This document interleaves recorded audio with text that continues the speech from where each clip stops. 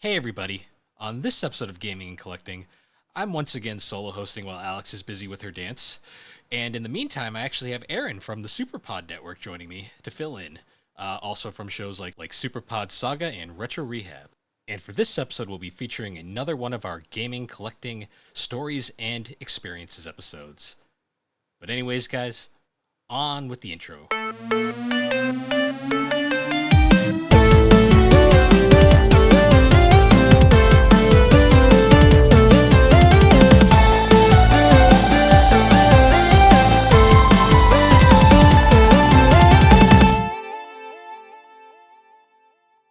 So, unfortunately, Alex couldn't make it for this one. She's in the middle of her dance pandemonium at the moment, or I like to call it a cult because I swear to God Dance it is. cult. Hell yeah. But I can see that. for this episode, I actually have the perfect fill-in. I have the boss man himself from over at the Superpod Network. We're never gonna let this die, Aaron. Yeah, it's me. Oh man. I hope when y'all say boss man, I hope I'm not being bossy about this whole network thing. That's my one No, biggest worry. I just don't want to be bossy about things because like everybody's just doing their own thing. I'm just changing the website constantly. literally, the boss man thing started from it was during one of the 3DO, the unrecorded 3DO after shows where me and Thrak were just shooting the shit, and I think I just jokingly said Aaron the boss man, and it just kind of became a thing that we just kept saying. Boss man. Yeah. Yeah, it's all in good fun though. But Okay, good. I guess like I say every episode, though, how you been? Pretty good, man. I think I'm coming down with something. Maybe feeling like sleepy and my throat hurts, but it's not like totally there yet, so I'm all right. But how are you, man? I'm getting there. We're in that time of the year now where it's like you wake up in the morning and it's like completely freezing over here, and then like by the time I get out of work, it's like 80s still. Oh, So yeah, yeah, that sounds just like us. It's usually like oh fuck, it's usually like high 50s over here in the morning, and then as soon as 1 o'clock hits, bam, it's like 82, 85. hmm, So I yeah, get it. it's that crazy time of the year. It Uh, sucks. and unfortunately, because I'm at work, I'm missing all the wonderful gaming news, like the whole PS5 debacle that happened yesterday. Oh my god, you didn't miss much, man. I only caught it, like I only know as much as I know because over in the Play Along podcast or yeah, Play Along podcast server, um Jared was doing this stream of the whole thing and I was just watching along with them kind of joking around and it was literally just the dude it was a dude talking and then they would show gameplay and he'd be like, "Oh, look at these trees in the background." He wasn't British. I'm just doing this for fun. "Look at the trees in the background and how good they look this time around on this PS5 Pro." And yeah, just you didn't miss much. No, I saw the pricing and I went, "Oh my god, what are they doing?" Yeah, real shot in the foot, dude. And like, eh, and then there's this other article from I think IGN or one of those sites where it's like, um, Sony justifies the price of the PS5 Pro, based on the fact that it has no competition or whatever, and this is all based off like what a market analyst said. So it literally does not fucking matter. But um, no, yeah, it's dumb. It's really Yeah, stupid. I think me and Thrak were joking about it last night. We were saying it's really funny because like Sony's not doing so hot right now, Microsoft's not doing so hot right now. Nintendo has the chance to do the funniest fucking thing real soon. They really do, man. They could totally steal the PS5 Pro's thunder by just announcing the Switch 2 and just being like, "Oh, and by the way, it's fucking $300." Like, They honestly like they could Sony has set that bar so high now. They could say 400 and we'd probably still think it's acceptable. that's true, man. Like, I guess I could get it, or I guess I can understand if maybe if anyone out there is a gigantic Sony fan and they love them to death and they want to own everything Sony and they're just like, "Oh, okay, yeah, I haven't upgraded from the PS4 yet, so might as well go with the Pro." But still, I mean, the difference in performance is like this much. It's just so fucking It's like a percentage, man. It's just not worth it. It's like Oh yeah. it, it's not like the jump from the original Xbox One to the One X, or like it's not even like the leap from other mid-gen upgrades, like when you went from like the Fat Boy PS2 to the Slim, or like shit like that. I don't I mean know. it. I get called the Sony fanboy every now and then. I mean, I got a sign in the background there and everything, but like, even I was like, I couldn't even defend them on this one. I mean, I laugh because it's like I got like PS4 controller chilling here, but then I also have a 360 controller off to the side, so it's like, it's just all over the place here. But yeah, I get it, man. Yeah. that was sure something. It's yeah, that's the best way to describe it. It's something. Apparently, the PS5 disc drives, like the external disc drives, they're selling out because people are buying the shit out of them, to just have one before the PS5 Pro comes out, and then they're all immediately out of stock or whatever because it doesn't have a disc drive. Yeah, I know. When I saw no disc drive, I was like, nope, I don't need it. Like, sure. Well, how much does the external disc drive go for? Is it like So 50, or is it? it's like over 100. Like, yeah, Whoa. like Okay. the combined price of the Pro and the disc drive is something like $800, and I just went no. Oh God. Nope. Like No, sir. I joked about it. I was like, they're actually more expensive than a launch 3DO. That is quite the achievement. I think Ugh. I think Thrak made the same thing. I'm trying to move my camera so I'm not too far to one side. I think Thrak made the same joke in a tweet too. He was like, $700 for a console at launch. Where have I heard that before? And Yeah, there's a little gif of the 3DO thing. yeah. It's just one of those things where it's like they did not learn at all. Nope. Uh, No, they didn't. I just it's just not worth it this time around, man. Like, maybe I'm just getting old, but like console, I guess generational leaps just aren't what they used to be. I don't know. well, especially because games are so expensive now, and like I look at them, like the only game that I'm remotely interested in picking up right now is Astrobot, which is hilarious because it's like Yeah. Sony literally went from like hero to zero in like a second. Like it's crazy. I Um, keep, I keep seeing this one meme where it's, oh, what was it?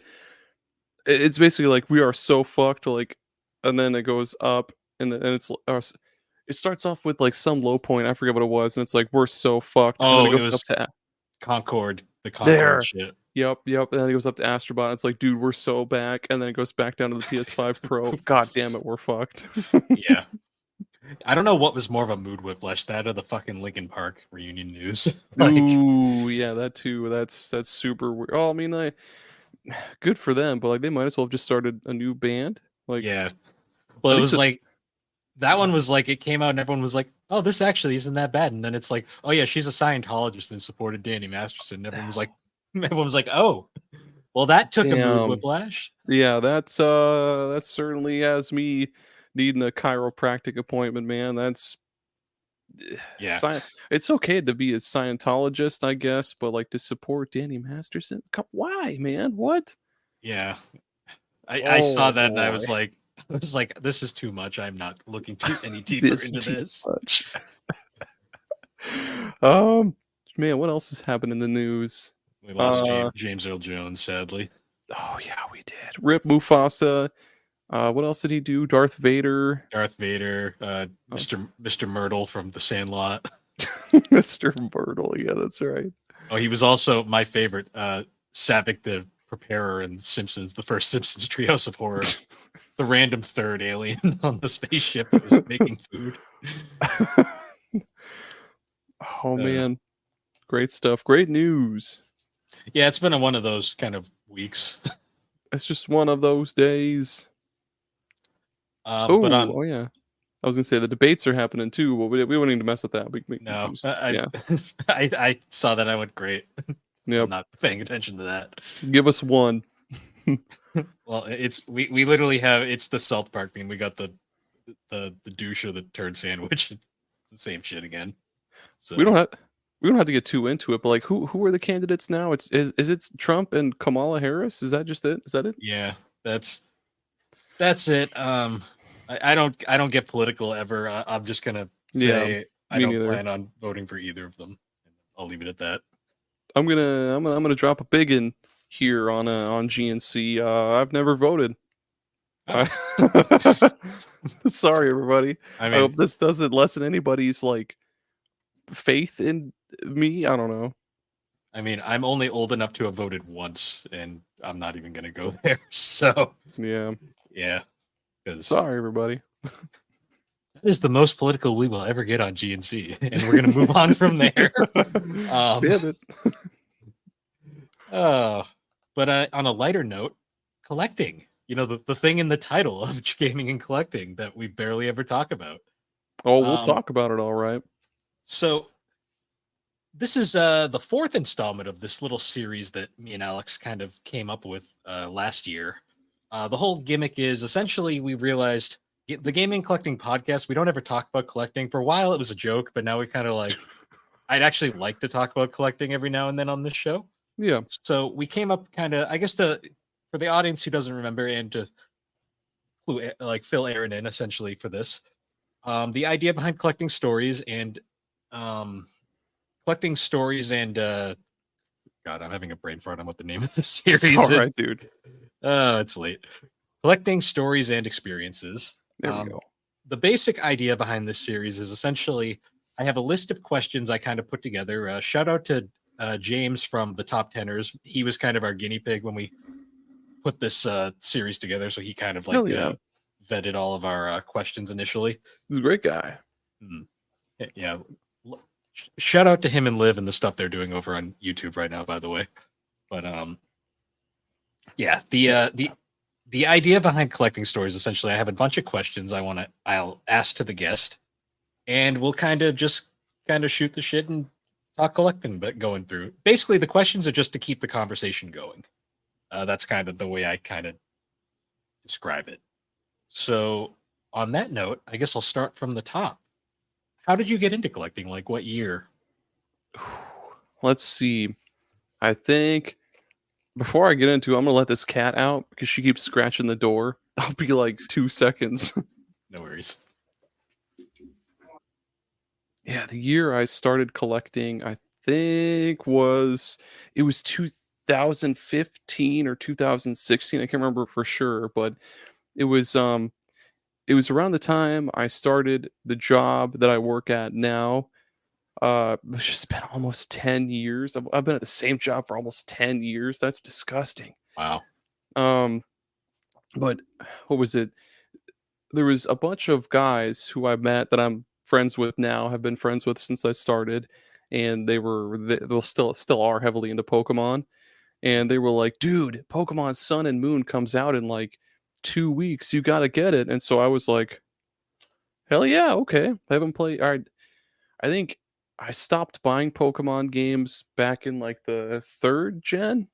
Like once I moved out on my own, Mhm. I pretty much didn't own a handheld until when I started collecting. Pretty much, I bought a 3DS or new 3DS XL. Bought Pokemon Moon, and then from there it spiraled. So yeah, Nice. 2015. It's funny because like Sun and Moon was infamously like the Pokemon gen that was where I finally gave up on Pokemon. Ironically, um, I have a very love hate relationship with that series. Yeah, More Game Freak than anything. But it's funny because you say 2015. That was still in the kind of what I consider like the golden era of collecting, like before stuff got yeah, stupid. Because I had started back in 2009, and it was like it was a completely different scene back in 2009. Like I famously I got my collecting journey started when I got my Sega Dreamcast. I got it brand new in the box for like they had a ton of new old stock of like Dreamcasts on Amazon back in the day, and you could get like a brand new sealed, never been used Dreamcast for like $50. man, that's yeah. That 2015 was definitely it was but way before. I think anything. It was before the pre or fuck. What am I trying to say? It was before the pandemic explosion. So Basically. the way I remember it is because I mean everyone knows I've been in this for way too long, but it really started. The spike really started around like the end of 2018, and it gradually was going up throughout 2019. And then the pandemic happened, and it just got stupid. And Yeah, it's never recovered since then. But it is a bit of a misconception because it did technically start a couple of years before that. I guess Um, that's true. it Yeah, wasn't nearly as noticeable though, because not as many people were talking about it at the time. yeah, man. Like I remember before. No, I guess I started working from home. I started like really collecting when I started working from home, which was I think 2019. It was before the pandemic, I'm pretty sure.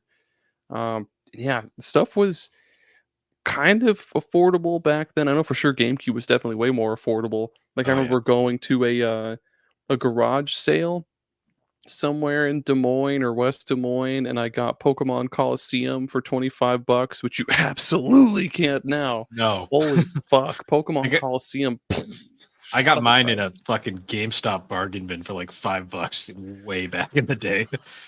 Like just fucking the mental like Gale of Darkness too. That's another one that's like ridiculous. Yeah, I mean, Shadow Lugia, I guess, is maybe I guess why people want that one so fucking much. But I don't know. I love the stupid dumb dirt bike thing in Coliseum. Um, yeah, Yeah. yeah. Sorry to get so off topic. No, Yeah, it's no, crazy. that's the point of this series, honestly.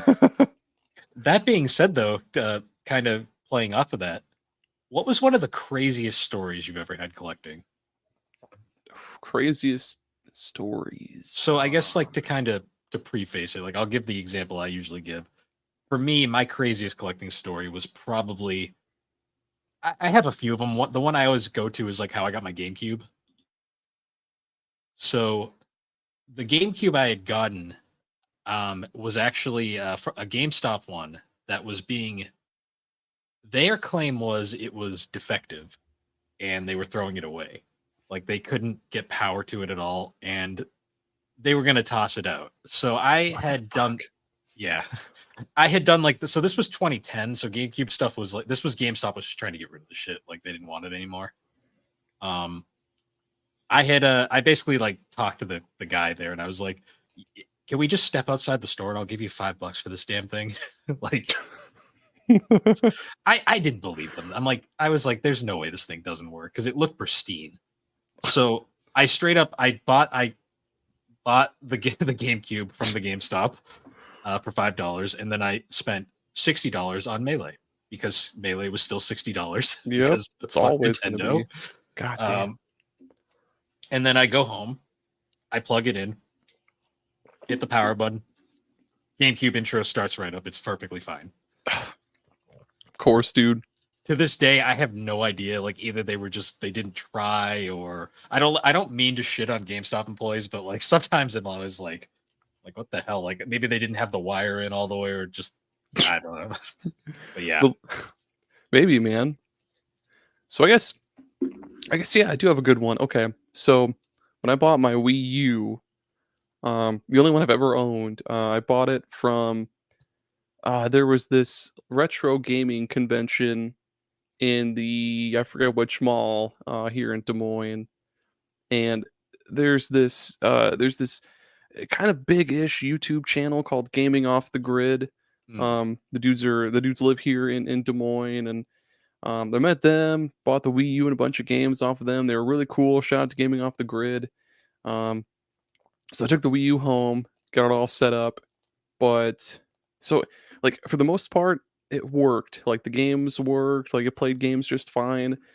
But if you try to access the shop or like do anything online, basically it was banned. Oh, what was it? It was banned, I think, for like trying to spoof the eShop or something like that. Basically, there was an account on the Wii U that was banned from the eShop for something or other, and I couldn't figure out why, and I kept trying to call the Nintendo customer service to try to figure out what the fuck is going on, or like to get the account or the block lifted.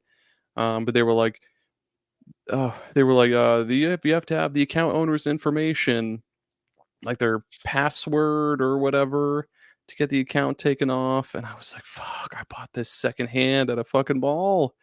So I ended up, so I didn't know at all how to contact these guys from Gaming Off the Grid, and so I messaged, I forget his name, one of the dudes. I messaged him on Facebook Messenger, and I was like, "Dude, can you help me with this Wii U?" He never answered. So over the course of like 7 days, I'm just constantly messaging this guy, looking and sounding like a fucking frantic lunatic. Just like, dude, please, if you can help me out at all, like, dude, please, I paid $100 for this thing and it doesn't work. Please, fucking please, just help me. And then finally, I went to their YouTube channel, found their email address, and emailed them. And then like within 2 hours, they were like, "Yeah, dude, just come meet me at like Bass Pro Shop and we can swap it out." And I was like, "Oh, thank you, fucking God." Like, sorry for bugging the other guy so much. I don't mean to sound like a frantic maniac dickhead, but like, he was like, "No, I get it, man. It's all right." Yeah. So shout out to them. Shout out to Gaming Off the Grid. They're pretty cool. Nice. Yeah, it's funny sometimes, like when you buy these consoles secondhand, like some of the surprises you get. Like this is another one I love telling because it's another classic GameStop like employees just being apathetic and not caring. You know how when like they get in a used like handheld, they're supposed to wipe it clean of all the software on it and Yep. other things. Yep. The So P word. I bought my, so I have like 5 3DSs just chilling because that just it happens with Mod them. Nintendo handhelds. Mod them fuckers. So I have the original 3DS and it's too small and clunky and I'm not a fan of that design. So I wanted the XL because it's just better in every way. And they were selling them for like, they were pretty cheap still at GameStop. I think I paid like $120 for it, a used Oh one. yeah, dirt cheap. Yeah. So they gave it to me and they were like, "Oh, it's only been used once. Don't worry, it's wiped clean. Like everything's fine." And I'm like, "All right, thanks Uh-huh. for sharing me." I'm like, "Yeah, that's standard practice. Thanks for telling me." And I get home and I start it up and there's icons on the screen and I'm like, I don't think this thing was wiped. And then I Yep. open up the side hatch and there's an SD card in there, and I'm like, I'm like, all right. I'm like, okay. I go into photos and I was like, oh no. Ooh, yeah. That's where you Um, found the good stuff. I was like, I have no idea. I deleted that shit immediately because I have no idea. I don't want to know. Yep, yep, And yep, I yep. was like, Better safe than sorry, dude. gone. And then I looked through like the browsing history and I was like, holy, I'm like, this guy was a fucking psycho. um, but immediately, like, I basically I wiped the 3DS myself because GameStop couldn't be bothered to do it. And I was like, I'm just sitting here thinking, like, wow, like, I'm like, who does this on a 3DS? Like, of all things. Yeah, with the fucking screen being like 120 pixels. But then You got also much better options. but the best part is after I do that, I'm like sitting there with it, and it hits me. I'm like, I look down and I immediately just go, run to the bathroom, wash my hands, and then I fucking fucking like sanitize that fucking thing for like a day because I was like, where the fuck is this thing been? Dude, yeah, there's probably so much dried semen underneath like all the cracks in the Oof. touch screen. I did Or not want to think about it because I was immediately because the realization hit me. I was like, oh no. So I just fucking bathroom like fucking steel wool on the hands because God knows. I guess that would be the perfect machine to do it on though, because it's like a laptop. You just put it down, put the screen up, and Yeah, then I just go to guess. town. But yeah, so I have one kind of like that too. So I bought a PSP off of someone on the Facebook Marketplace. Shout out to Facebook Marketplace, I guess. So I bought a PSP and I came with a couple games. I think like it was Sonic. No, it wasn't Sonic Unleashed. It was Sonic something. Sonic Rivals, I think. Yes, Sonic Rivals, Need for Speed, and one other game that I forget. Anyway, so yeah, I get home. I'm looking through the looking through the browser history. Cool. Um, I think I was just like looking through and like clearing shit out, just making sure everything is like good to go. But yeah, I was looking through the browser history, and yeah, dude, a lot of dude was on Pornhub like all the time It on his was PSP. always the PSPs, I Yep. swear. Yeah, Like dude. it was like that was like most teenagers' first like internet browser because that was before like the That's iPhones were true. standard. That's true. Yeah, it was before smartphones. Well, before like good smartphones, and before like not everybody had a laptop. So yeah, I get it. I guess I get it. 3DS though, that was way beyond that. Now I was like, Yeah, people definitely had a fucking smartphone by the time the 3DS was out, man. That's it. That's nuts. yeah. Oh, and on that note, moving away from this subject, uh, Moving on to pivot off of crusty Seaman 3DSs. 3D Seaman. No, never mind. That wasn't that. No, go on. That to was a bad pivot from question. the pivot from the true degeneracy of gamers, uh, what would you say is your biggest collecting score? Ooh. All right. The first one that comes to mind is Yokai Watch 3, because that one, well, the US version, because I guess you can get the Japanese versions for fucking pennies, but because they were sold like hotcakes. But the US version of Yokai Watch 3, I think it was like one of the last releases for one of the last physical releases for the 3DS. Mhm. And I pre-ordered it on Amazon because I love Yokai Watch. And like maybe a year after I bought it, it skyrocketed to like $150, and I was like, "Holy shit!" But yeah, now a complete in box copy goes for like $300 or something, Yeah, and I'll never sell it. Never. it's similar to like Professor Layton versus Phoenix, right? Like that was a game that like That nobody bought, and now it's fucking like $200. that and the Azran Legacy one, man. Mm. Like all of the other professor, holy shit, Professor Late, all the other Professor Laytons. Yeah, with the exception of versus Phoenix, right? All the other ones are totally fairly priced. Even like the other 3DS one, Mystery Mask or Mystery Miracle Mask, Mask. Yeah, whatever the mask one is. All of those totally fairly priced. But then you get to Azran Legacy and it's like $200. So it's like, well, fuck me, I guess. Yeah, I'm glad I picked that up on the back when it was like back when GameStop actually had 3DS games worth a damn. Yeah, dude. Another one would be Dragon Quest V on DS. I bought that on Amazon back when it was $20, and then after that fucking Netflix movie came out, it shot up in price. So fucking dodged a bullet there, thank God. I got lucky with my copy of 5. I found it. Remember back in the day where like after GameStop stopped carrying DS games, but you'd occasionally find them in like the little uh, glass cases. Oh yeah, like right at the, yeah, like right where the registers and shit are. Yep. Occasionally they just have like complete games in there, and I they had a 5 in there, and it was like they wanted like 30 for it, and I was like, oh, that's fine. 30 is Yeah, okay.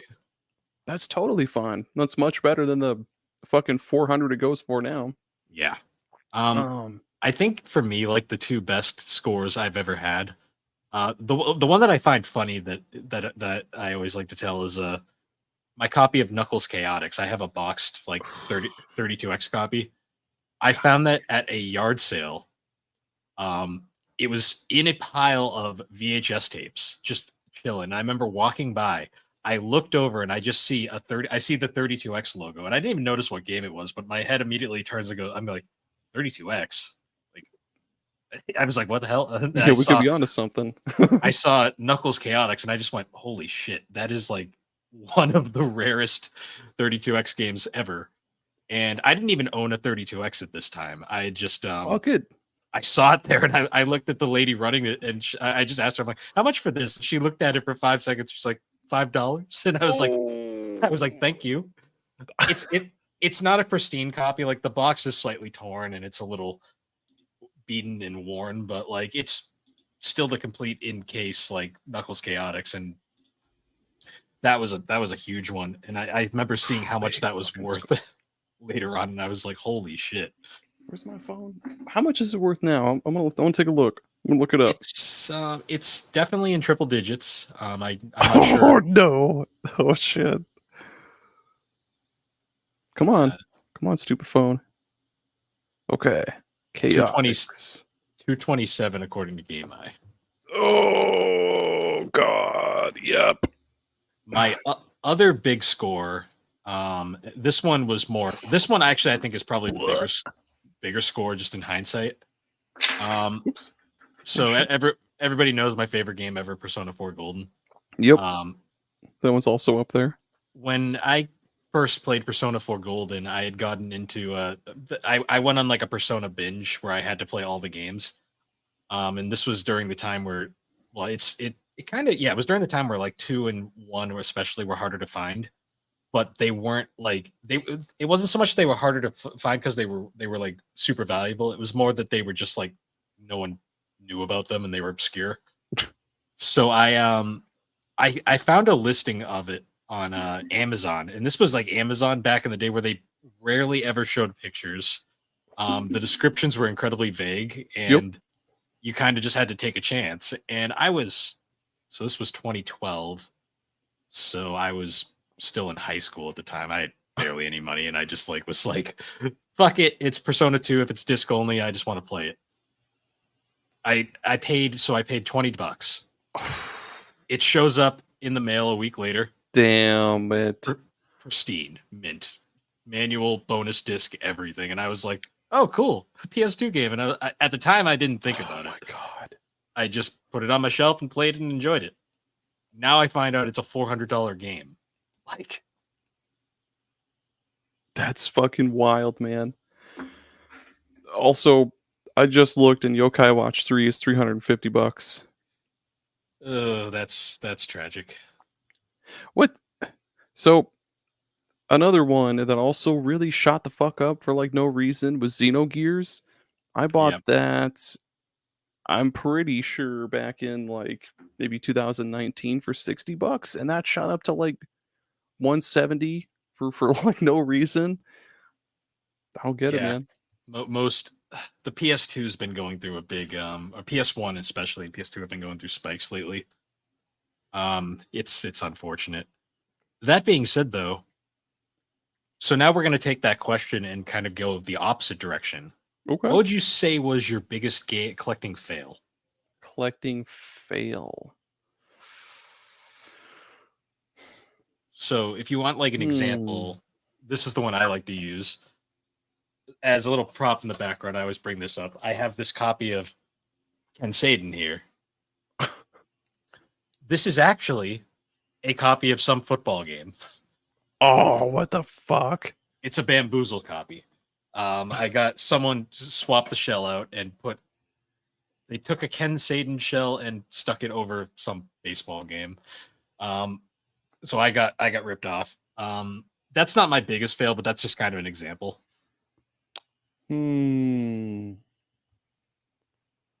I can't.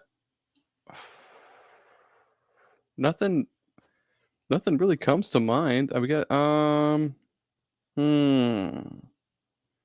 guess maybe paying too much for games. Like I paid $100 for Lunar Silver Star Story Complete on PSP. Paid flat out $100 because I overbid on an auction.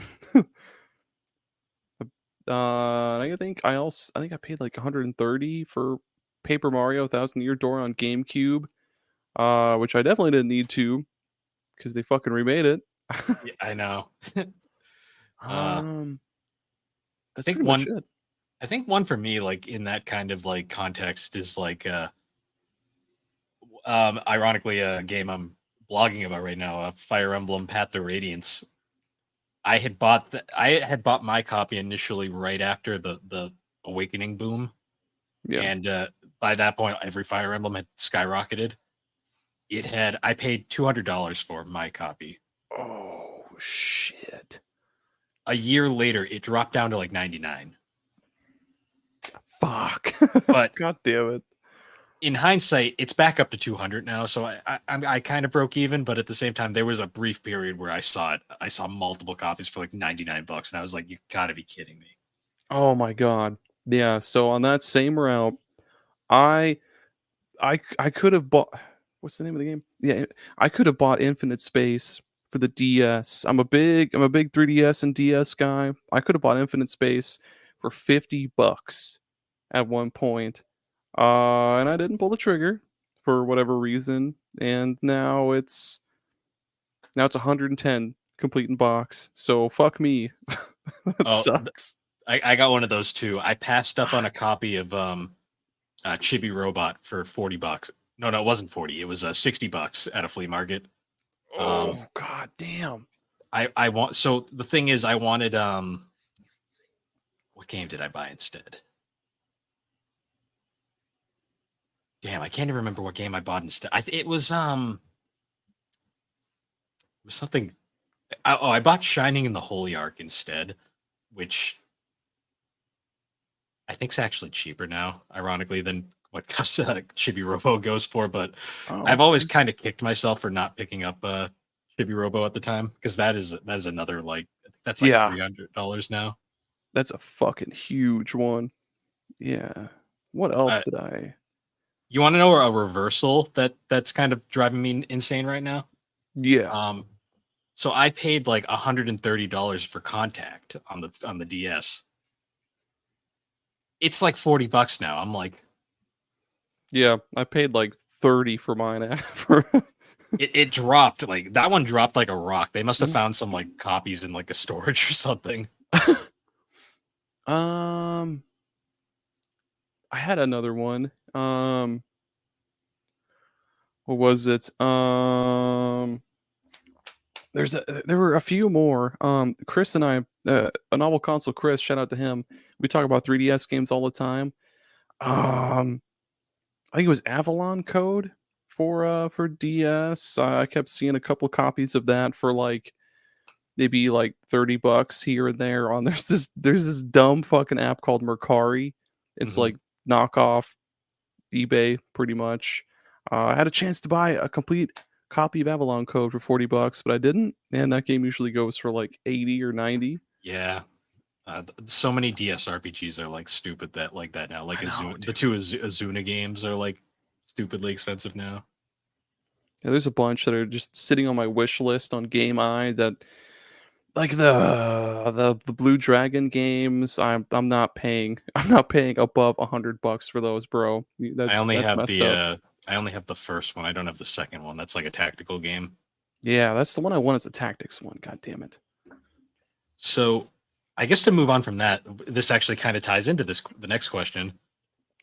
Have you ever had a moment when you were collecting where you found something that you did not have the money for, but you were compelled to like get it because you couldn't pass it up?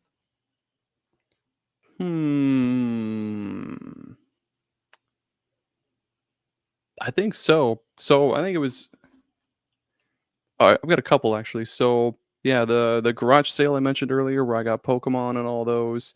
It was this gigantic garage sale with just like a bunch of video games. It was this total nerd guy, total nerd like gamer dude. Really loved baseball. He was selling just a shit ton of video games. And there was a Dreamcast that came with like two controller, like a whole bundle, like Dreamcast bundle with just a bunch of games, controller. I don't think it came with the VMU though, but those are super fucking dirt cheap on eBay. And then there was like a GameCube bundle that came with like a few games as well too. And I was like, okay, this is like $200. Like we could just go cheap on groceries this week. Like should I do it? I pulled the trigger. Just fucking did it. $200. Yeah, I got a GameCube, Dreamcast, a bunch of games and shit. Fuck it. Yeah, did it. Yeah. Sometimes you just have those deals that you can't pass up. Like for me, the one that I've had a bunch of them over the years, but like the one that like I always have to bring up is my copy of Popful Mail for the Sega CD. Ooh, yep, Um that's a rare one. I remember, so ironically it's I found it at a retro store. Like it's actually the one of the local retro stores I go to now. But at the time I was still living back at my hometown, and Alex was living up where we live currently now. And I was visiting her for the weekend, and we were going to go retro hunting. And I remember because like the first store we hit up was this one particular store. And I looked around, they had some decent stuff, but a lot of it was kind of like generic, like kind of just the typical like slop you'll see at most retro stores. Typical slop, yeah. Yeah. You know exactly the kind of games I'm talking about. The fucking Maddens, the Blitzes, the all the licensed games no one gives a shit Yeah. about. All the PS2 games that are super common because like PS2 games were printed to hell and back. But they had a glass case, of course, that had all the rare stuff. And Oh, I'm kind of glancing around. I see a bunch of stuff that I already had, but then I look down and I saw a Sega CD game kind of shoved in the back, and I'm like, trying to see what it is. So I asked them to like if they could show me the game, and they pull it out. It's Popful Mail, and I was like, oh, that's like one of the working designs games I don't have and I need. And I'm looking at the thing, and I'm like, because they didn't have a price on it, because they they were kind of like they were kind of hoping no one bought it, probably because they wanted it to get it themselves. But I'm looking at this thing, and it's pristine. Like the manual is beautiful. Like the disc is like untouched. It has the styrofoam block still in it. Case has no cracks at all. And That's I surprising. I asked them, I'm like, how much is it going for? And they were like, 250. Now that sounds like a lot, but for Popful Mail, that is a steal. I gotta These look this days. up. I gotta Popful look Mail this up. has gone up quite a bit in the years. Ooh, 500 Yeah. complete. So it was like $200. Like it was like God damn. I think I talked them down to like 200 even, and that was at the time that was literally all the collecting money I had brought for the trip. Literally, I was like, this was gonna just wipe out my entire funds. So I'm like sitting there going like, do I like move around money on like my credit card and I make this work, because like I don't want to completely screw the weekend, but like I can't pass this up. This is like I'll never see this again. So I pulled the trigger and bought it. And the worst part too is because I was visiting Alex, like I didn't have my Sega CD like ready and available, so I couldn't even test it. So I had to wait like the rest of the trip until I got back home where I could test it to make sure it worked. Fuck. Thankfully it did, and That's good. it was it was definitely a must buy purchase. I think the only other kind of game like that I had recently was when I was at a convention last month or 2 months ago. I had found a copy of Stella Glow for like $70, and Stella Glow is like one of like the three 3DS RPGs I've been kind of hunting for, and I was like, I need this one, so I just charged on my credit card, and I was like, yeah, I'll worry about it later. Holy shit. I didn't realize Stella Glow was that much now. Motherfucker. Yeah. There's I guess maybe this goes to the previous question, but there's a bunch of games for the 3DS that I bought digital that I wish I'd bought physical instead, like Fire Emblem Awakening, Mhm. fucking Stella Glow, Virtue's Last Reward, one of those Zero Escape games. There's a bunch that I bought digital that I wish I owned the physical copies for, but I didn't because I'm stupid. There's Big one that idiot. I bought digital that I regret not getting the physical of. It's that Lords of Manga game. That's really stupid, but like Oh, yep. the uh the physical for that is stupidly expensive now, and I regret not, because I bought it digital because it was on sale. It's got cool cover art though. No, it's actually not a bad game. It's just it's one of the there's so many games like that on 3DS where like you look at them, you just go, this is certainly a game. What the fuck? Why can't I find it, dude? Is it Lords of Magna? I think it's like Lords of Manga or something like that. I'm gonna find it, god damn it. There we go. Lord of Magna. It's anime Yeah, as shit. There you go, video viewers. Wait. yeah. Yeah, there we go. Boom. I wish I grabbed that when I had the chance, but alas, I have it digital. Yep. Yep. I'll never own a physical copy of Awakening. Well, maybe not. How much does Awakening go for now? Awakening's not the worst. I think it's pretty affordable. It's just kind of finding a copy that's tough. Like last I Yep. checked, yeah, it's not even in my like the top. Like oh, like Shin Megami Tensei 4 is more valuable than it apparently. Ooh, okay. Oh, it's like 29. Yeah, Awakening's not bad. Tw- $29. Okay. I might just double dip. I might just have to. If it's only $29, might as fucking well, man. Yeah, I mean, you might have to pay a bit more on eBay pricing, but I mean, it's definitely not one of the worst ones. Yeah. So I guess moving on now to the next question. What's so this one's kind of the opposite of that. What's the one game you let get away? Or I think we actually just kind of answered this. I think we did. I think for sure Infinite Space.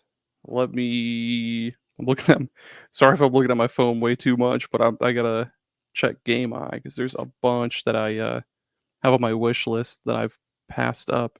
For sure, Infinite Space because it's $110 now, and I could have bought it for fucking 60. Um, The one for me that kills me is I had a chance to get Magic Knight Ray Earth on the Saturn for I think it was like $300 at one point. And at the time I thought that was ridiculous, but I nowadays I kind of regret it because that game's like almost like 700 now, I think. Holy shit, Yeah. Saturn games that suck. Like they really do. that's that's fucking insane. Oh, the other is the Shin Megami Tensei Devil Summoner, the Raido Kuzunoa games. Oh, Those okay. are fucking stupid expensive now, and I could have bought the two games together on eBay for like I think $60 for both. But yeah, now I think it's number two that's like $120, or if it's the first game, I forget. But Yeah, unfortunately they've just got the Atlas tax, I like to call it. yeah, man, there was there was a while there where it was Devil's Summoner Soul Hackers on the 3DS. That one was worth a lot for a Mhm. while. I think I paid $60 for it at one point, and then it went up to like 130 for a while. And I was like, yes, yes, keep climbing. I'm looking to. I'm not really not looking to sell it. It's Yeah. just fun to watch the prices go up, and then it just plummeted back to 60. So fuck. I got that at a GameStop bargain bin for $13 years ago. Which is That's insane. Yeah, what's hilarious is too is that that's just a port of a Saturn game. Like and it's fucking awesome too. it is. It is a great game, and I love its sequel, even though no one else seemed to for whatever reason. Other people were just they were stuck on the whole like this is like Persona, but it's not Persona. I don't know. People that's what I see a lot of, like especially on the Xbox store where people can leave reviews on the little cards. It's always like this is like Persona, but it's not. And I don't like that. I But wonder what they're gonna say for Metaphor when that comes out. oh my god. That's Oh, like I one of the forgot few about that. games. That's like one of the few games I actually want to play. It looks fucking awesome. It's like everything I've ever wanted in an RPG. Mhm. It's got that mix of like main series Shin Megami Tensei and like a little bit of Persona with how like the menus are all like Oh yeah, stylistically made. Yeah. and that Shoji Megoro's doing the soundtrack, and the Persona artist Yes. is doing the art. Yes. It's like just injected into my veins, please. Yes, Um, please. Here's my 70. Take my so $70. this one I kind of brought. This is a joke question that I mostly added because it happened to me, and I brought it up earlier. But have you ever been bamboozled with a cartridge? I don't think so, man. I think I guess maybe I have a copy of maybe it's not Bamboozle, but I have an SNES game that doesn't work. I think my brother-in-law gave me a bunch of Super Nintendo games, and I forget which one it is, but it doesn't work. I was like, "Oh, this is cool. This one is I think it's pretty rare. I think it's worth a lot, but it doesn't work." Yeah, the only time I ever got bamboozled was with that Master System game, which thankfully isn't the worst thing that could have happened. Um, I've gotten bootlegs before that were listed as real. That always That's sucks. bullshit. That's why I hate buying cartridges online nowadays because you just don't know. But yeah, I threw that question in there just because it's funny to me, and sometimes you do get sometimes it does happen to other people. But moving on from that, um, what is your favorite out there collecting habit? So like to preface this one, like for me, like I have my obsession with buying every version of Clax, or I, Oh, okay. I'm trying to collect every NASCAR game, like just like kind of weird, goofy stuff like that. um, well, I guess for a little while there, I was trying to collect all the Dragon Quest games. I got uh, every single one on the DS, so 4, 5, 6, and 9. I got the two on the 3DS, 7 and 8. But then, of course, 10's only in Japan, so fuck that. 1, 2, and 3 are, I mean, you can get the digital ones on Switch. and I've got 11 and 12s coming out. So yeah, we got that. I think I also tried to get every Professor Layton game, but yeah, Azran Legacy could suck my ass because that's stupid expensive now. I said fuck you to Miracle Mask, and then the one with his daughter, I was like, nope. So I guess that doesn't count. What else have I done? I buy pretty much any like Shin Megami Tensei game I come across. Like I've got Nocturne, four Apocalypse. I've got five Vengeance. I've got what is that? I've got a bunch of the spin-offs like Devil Survivor 1 and 2, Mhm. Soul Hackers. I love Shin Megami Tensei. I've got like a bunch of Personas also. Like well, I say a bunch, but it's just 3 and 4. But yeah. I think like for me, another a weird habit I have is like I have a tendency to buy I buy a lot of import like complete in box games, and I strictly buy them just so I can use them as artwork. That's good though, man. The fucking especially in the 90s, all the Japanese versions of games had the best cover art. Mhm. Like the Super Famicom versions of like Mega Man and stuff. Those had like much much better cover art than we got in the US. Like the one I have a copy of I've got a Japanese copy of Final Fantasy VI, and I have it just kind of on a shelf because I love that artwork, and I love the Final Fantasy III artwork that we got over here as well, but like the purple background with the Moogle. But just that the Yoshitaka Amano art of like Terra on the mech armor, like Yep, just with that cityscape in the background, is just so fucking amazing. it is. Or even like a more simplistic one, like the Mother 2 box art Oh, where it's just like red in the background and then it's got like the with little the earth with the O. yeah, and it's like the horizontal style. It's a striking box. I think I don't think I own any. No, I've got a couple Japanese copies of games. What else have I done? Um, I think I also tried to get every Mario and Luigi game on like DS and 3DS, but not partners in time because it was really expensive at the time.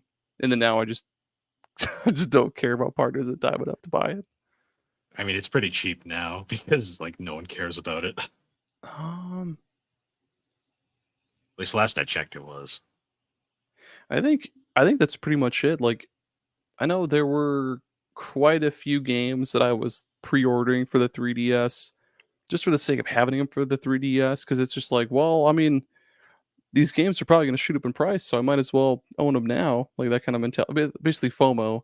Um, Hmm. I've FOMO'd a lot of pre-orders because I don't do that anymore though. But I think that is it. Yeah, that's it. Yeah. I think the only other weird collecting thing I do is like my I have this weird like kind of just obsession with buying PlayStation 1 racing games because there's hundreds of them. Like I swear to God. Um my favorite one I found was this game called ATV Racer. Um it's I saw it at first and I thought it was like kind of like an ATV off-road fury thing. But if you look up the cover to ATV Racer PS1, it is literally furry animals on ATVs. Oh, that's awesome! I was like, oh, it's Furry Racer. Okay. Hell yeah! Um, it's a shitty game too, which makes it even better. Sweet. So the next question, this one's a bit interesting. What would you say is like the oddball game in your collection? Like the game that you just kind of like, it just sticks out like a sore thumb that you own. Ooh, okay. So the games I collect because I want to play them because like I do look forward to playing them and eventually do. But I have this totally sealed brand new copy of Legend of Zelda. I think no, a Phantom Hourglass. Sealed copy of Phantom Hourglass still in the cellophane. Never opened it. It's just sitting on my DS shelf, brand spanking new. I keep thinking, oh, maybe I should get to it. Maybe I should play it, or maybe I should just sell it if I'm not going to play it. Then I forget about it. It just continues to sit there. And, yeah. I've got a few like random games. Like I have this one ColecoVision like game of like Smurfs because it came with a lot of like Smurfs. 2600 games. It was just kind of stuck in there. Of course, the Um, goddamn Smurfs. I have I have that stupid Fallout like nuke like special edition thing. Oh yeah, yep. My friends have that. My friend Jared has that. It's stupidly expensive now, but I got it back when like GameStop had like hundreds of them, and they were just trying to get rid of them. So I Really, think it's they're uh, worth a lot now. I mean, not like stupidly expensive, but like they're a decent chunk for something that's kind of a novelty item at most. That's Um, awesome. let's see real quick. Fallout. It's like $100 for the nuke. So, That's still pretty good. um, oh, I also have a complete mint copy of Lester the Unlikely. I saw it at a store and I was like, fuck it, why not? I think. Oh, there's got to be something else. What else do I have? I think. I think that's pretty much it. I mean, I guess I do have like a bunch of like random Tengen NES games that I just Hmm. that are my wife's that she got with her NES like a long ass time ago. I've got a bunch of those downstairs. I mean, that's not bad. Like some of those are. I mean, the Tengen games are actually pretty good. When you have like the Wisdom Tree games, that's when it gets fun. Or like, oh no, that's not a Tengen one. Never mind. I was gonna say Three Stooges for the NES, but that's not a Tengen one. Never mind. Um, so this question's a bit more personal. What advice would you give to a new collector aspiring to get into the hobby? I guess don't let FOMO get to you. Like FOMO got me a lot, had me wasting a lot of money on games that I didn't really want. But yeah, buy the games that I guess yeah you want to play, unless you are the type of person that wants to own every single game for a certain system. But also yeah, budget yourself, Yeah, please set a budget. one of my biggest pieces of it. Well, I used to always joke saying my advice to new collectors trying to get into the hobby was don't. But Yeah, uh, when I try to be serious about it, I always tell people like my biggest like advice I like to give people nowadays is like don't base your entire collection off of like your favorite internet personalities tastes because that's just not a great way to collect because in reality just because it's what they say they like to collect it doesn't mean that's what you're going to enjoy and a lot of the times it ends up being really expensive. yep, yep, that's fucking true, man. I Like think go ahead. I was going to say like just because everyone online says Nintendo is the best doesn't mean you have to be a Nintendo collector. If you're not a Nintendo guy, you don't have to pay that money for Nintendo stuff. That's true, man. I was gonna say my whole collection started off with me going from I bounced from Pokemon to Dragon Quest to other RPGs, and then I essentially acquired this gigantic, ever evolving, consuming mass of RPGs on the DS and 3DS. So yeah, find some games that interest you for a system or systems, and then just kind of branch from there. But also, yes, please set a fucking budget. Don't bankrupt Mm, yourself trying to buy like every single game that you want to own. Like you don't need to buy Earthbound. Don't try to no. buy Earthbound. You don't need to buy all of the most expensive games available for clout. Like you can go to like the bargain shelf and look through the PS2 section. There are so many amazing games there that are like worth nothing. Like get Yeah. into original Xbox collecting. No one cares about original Xbox and there's so many great games over there. Yeah, dude. Or even maybe collect for newer systems like the Xbox One or I mean 360 games aren't terrible still. Like a lot of them are still like $15 and there's a lot of awesome games there. Unless you want Same to get Bullet Witch for some reason. Yeah, what the fuck happened with that? That makes no sense. I bought that for $5 fucking I dollars. that game is fucking a poor man's Bayonetta and it Yep, sucks. it's terrible. uh I mean, it's not as amazing. Like that game is very jank, and it's up there with like say like Earth Defense Force on 360. But Earth Defense Force is my favorite dumpster fire series. Dude, yeah, those games are actually they can be kind of fucking fun.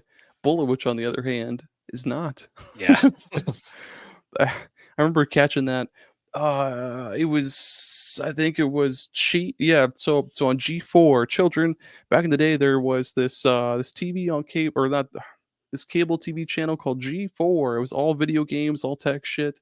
And they had this show called Cheats, or Cheat? I forget. Then they showed, like, cheat codes and, like, hints and tips and tricks for games, and they showed Bullet Witch, and they were showing how to be this one boss. And, as a dumb kid, I was like, "Boy, this game looks cool. I wanna buy this game." But now that I have it and I've played, like, an hour of it, I would much rather get that fucking hour refunded. Yeah. It's actually kind of funny you bring up G4 because I was thinking, I'm like, kids might remember the attempted revival like, Maybe. that lasted for like a year. I miss when G4 was just cops all the time, man. Good, those were Oh the yeah, good after days. after they gave up on the gaming stuff. Like Yep. my favorite G4 show was definitely Icons. Like I fucking loved Icons. I remember watching Attack of the Show a lot because they would show off, or was it Attack of the Show? They would show, like, game trailers of, like, new, or trailers of new and upcoming games, and I remember seeing there's one for Enchanted Arms that looked really cool, and, one for something on PS3, I forget, but Hmm. Attack of the Show was pretty cool. I remember that. I remember X Play. I mean, I think everybody watched X Play. Yeah, yep, X-Play was huge. Who was the female host? I forget her name. Morgan Webb. I remember I remember her because like as a child, like you'd see pretty girl on screen and that's just all you care about. Yeah, it's like, "Oh, a pretty girl like video game? I like video game. Pretty Yeah, girl might like me." yeah, that was back before it became accepted. It was like general, just like accepted that everyone likes video games. Yeah, man, what the fuck ever happened to that? I remember as a kid, or like as a teenager even, I would be like, "Oh yeah, I like Pokemon, I like Yu-Gi-Oh, and I play video games." People are like, "Shut up, nerd!" But now Yeah. it's just like, "Oh, cool, bro. Let me high five you and hug you and fucking jerk you off in the shower or something. I like that stuff too." Well, it's like the old saying how like everybody watched anime back in the day, just no one would admit it. That's fucking true, man. Like So, everybody watched like Samurai Champloo back in the day. oh yeah, everyone watched Dragon Ball. Everyone Yep. had their anime they watched. Oh hell yeah. So I have one more question for this list of this list I compiled, and this one is always fascinating because I always get a different answer. But what is the one game that will never be in your collection? Oh, Panzer Dragoon Saga. I'm never gonna Okay, own that game. I feel okay, like I feel like it's always gonna be in this state of perpetual I don't know, expensiveness. I don't know what the fuck the word would be for it, but it's too fucking expensive. The price of this game is too damn high. It's yep, always $1,300, and I'm not gonna shell out $1,300 for a single game. That is fucking insane. yeah. I paid when I got my copy. It was $500. It's double that now. Yeah, that's still a lot. Holy shit. So That that and I was just looking at it. One sec, let me find it again. Oh man. That and oh yeah, the whole dot hack series. I really want to own that series, but it's like one or two parts that are each like 300 and like 150, and oh that's so the first three parts aren't terrible. It's quarantine that's the one that's ridiculous. god damn it. Which is Super. annoying too, because the dot hack GU series got that awesome re-release on PS4, Yeah, but what like the fuck? the original series got nothing. I'll never understand it because it's because Bamco hates us. I swear. Fucking that and Xeno Saga, which I mean I guess that's kind of difficult because those were also weren't those also That's also developed Bamco. Famco, okay. Well, technically Monolith Soft made them, but Monolith Soft is owned by Nintendo now, Yeah. and Bamco is Bamco, and they suck. So I also want Shadow Hearts at least 1 and 2 on modern consoles. Anyway, yes, your answer to the question, please. So you actually went in. What's funny about this question is the answers are always different. Oh, And and people, Earthbound. And Earthbound. Sorry, go ahead. So you went with more of the realistic approach to this question. For me, I go with the more comical approach, and I always say the one game that will never be in my collection is the Guy game, because I Why is refuse that? because I Oh. refuse to own that piece of shit. It's also technically illegal, but What? That was on Xbox, right? The guy PS2 game. and Xbox. You know the story behind it, right? I think. I mean, I know that it was like, wasn't it banned or something? Because it was So like underage girls or something. Or one of the girls was 17. That was oh, yeah, that was the oh thing. no. Um, that game though to me is fascinating, mostly because the guy that created it, you can literally link the Guy game to Metroid fucking Prime. What? How? What? So the guy. So this is a really bizarre storyline. Matt McMuscle's a great YouTuber. He had a whole video on this game, and he explained the story there. He does it much better than me, but for the simple explanation, the founder of Top Heavy Studios, the studio that made the Guy game, was a man named Jeff Spangenberg. And Jeff Spangenberg, his history in gaming is actually really interesting. He started out over at Acclaim, and he was the founder of Iguana Entertainment, and he made Oh shit. Astro or Acro the Acrobat or whatever, or like Zero the Kamikaze Squirrel, and a little known series that everyone forgot about called like Turok. You've probably heard of it. Um, Yep.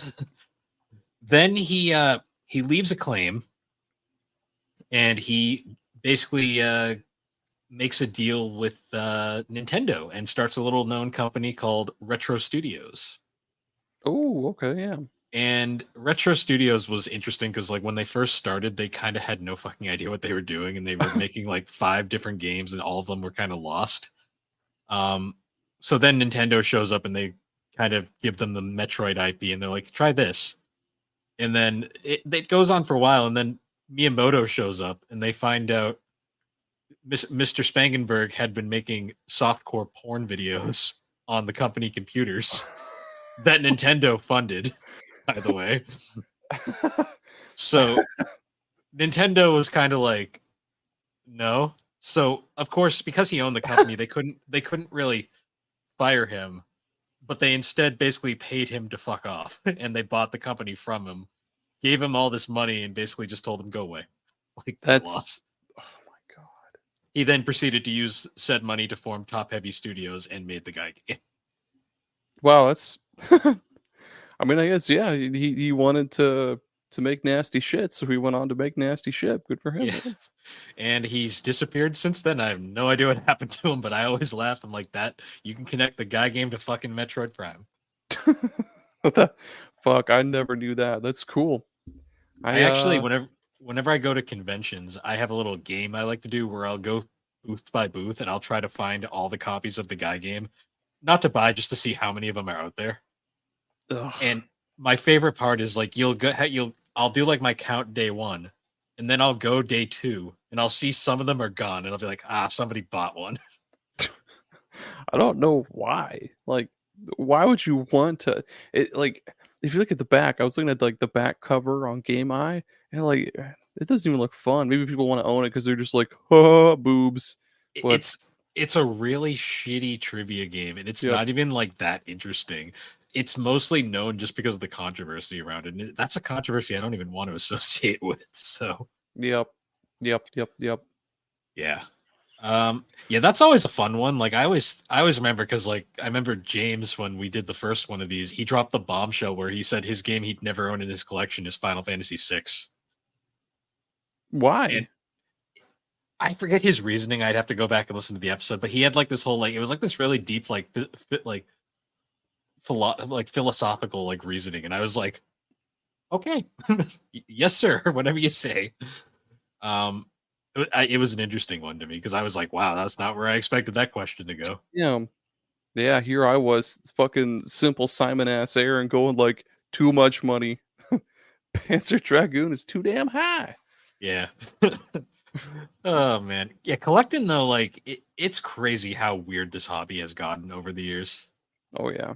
Like GameStop's trying to do retro again, which I don't see working, but I mean, maybe they'll be a little bit cheaper than mom and pop stores, but I guess at the same time, I don't want to put mom and pop stores out of business because those are some of the best places to go. Like you can at least strike a deal with some of those people, and I don't know. That's tough. I um I haven't been collecting as much as I used to, mostly because the backlog is just too big. I'm trying to beat games now, and I think the last game I bought on eBay, I think it was Pikmin 3 Deluxe because I'm getting into Pikmin now. hmm. Um, that and DS and 3DS are just so expensive, man. Like I've gotten all the ones like that I can get at a decent price. Now everything is just shooting up, and I'll have to pull the trigger on Fire Emblem Awakening though. Oh, that's another one. I was getting every Fire Emblem on 3DS, and I did that except for Awakening. So I guess I didn't do that. Did I ever tell you my Vita story? No, I don't think so. So I'm surprised it didn't come up in this, but it's probably one of my most insane collecting things I've ever done. I call it the Vita road trip of like 20. What year did the Vita get discontinued? I'm gonna Um, guess. I'm gonna guess. 20,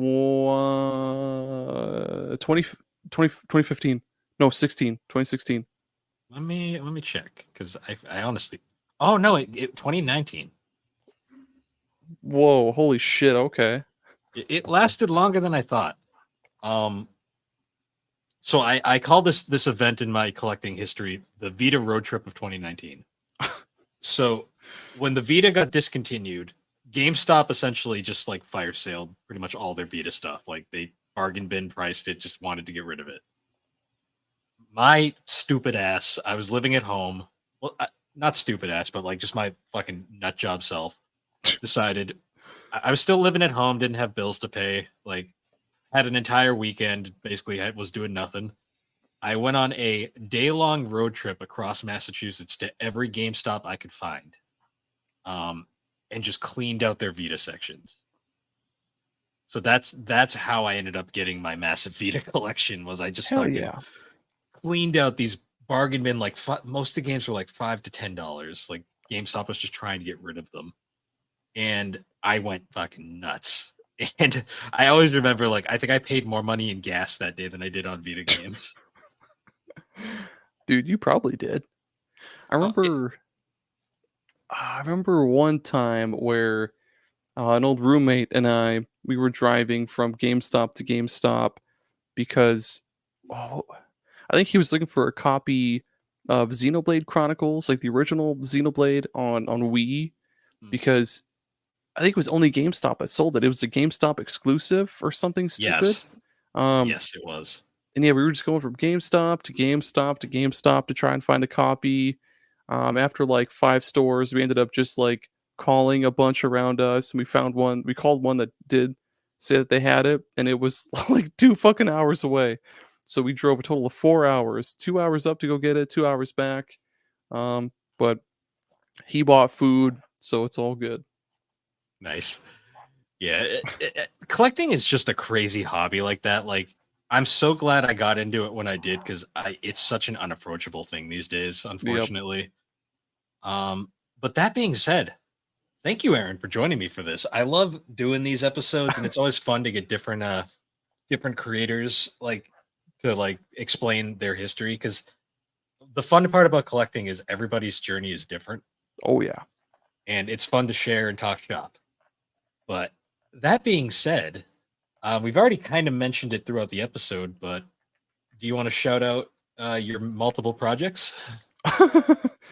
Yeah, superpodnetwork.com, man. It's all there. That's pretty much all I'm doing now. I'm kind of working on a couple we're working on a couple more blogs for that site cuz Mhm. it's just fun to write about shit every so often, and there's just some small topics that either don't fit into Superpod Saga or other shows that they're just like, okay, I could probably just write a blog about this. But yeah, Bill, or fuck, sorry, me, Bill, Adam, Matt, the Geek Addicts co-host, and I think Mo in our server. We're working on that coolest anime arcs blog. It's really cool. But listeners, just go check out superpodnetwork.com. So many great, awesome shows there. Lots of videos too. If there's any shows that do videos, like all of Bill's shows, and the blog. Check out the blog, Hmm. man. Great It's stuff. funny. It's funny because I'll usually like end the episodes with by trying to shout out all the shows and seeing who I forget this time. But have you here, so I figured I'd let you shout out the site. It's cool. I mean, we've grown significantly since it started. Like, Dude, how many months are we going on now? Like, I think it started in June. I'm pretty sure it started in June. Um, the analytics are crazy. Like I'll check the analytics every so often, and we get quite a few hits off of Google. The people looking up like custom robo or just like a bunch of other hot keywords that managed to fit like the blog or managed to fit the blogs and stuff that we've done. But it's cool, man. Yeah. hmm. Nah, definitely. And obviously for video listeners, the link is down there at the bottom. Well, the website address is down there at the bottom. It's super easy to find. Link will be in the description of the podcast.